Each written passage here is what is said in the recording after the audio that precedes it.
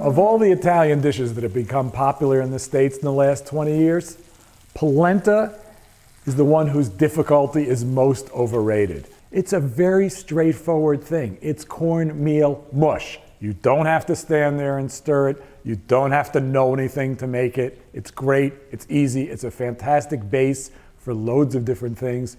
It's a whole grain. Here's how you do it. You start with, say, a cup of polenta, and not so much water. Say a cup of that also. You haven't turned the heat on yet, right? What you want to do with this is make sure you get rid of all the lumps. So you're making kind of a slurry, okay? That is it. Now you start cooking. Contrary to popular opinion, you do not have to stand here and stir it. You can watch it, or you can do something instructive, like reading the New York Times.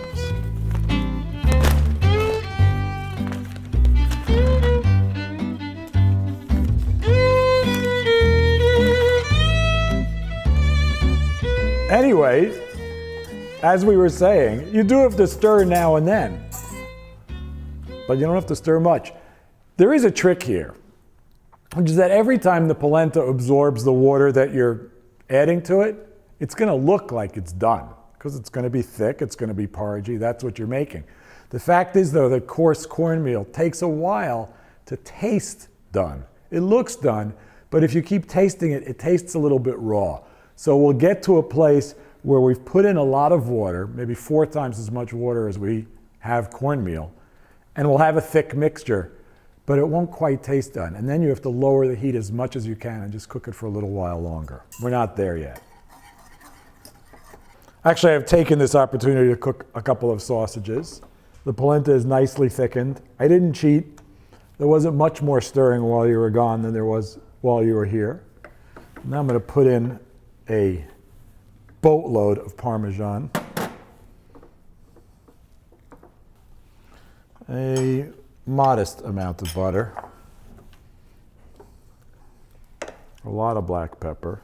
You could do many more things with polenta, but this is the sort of porridge on which everything else is based.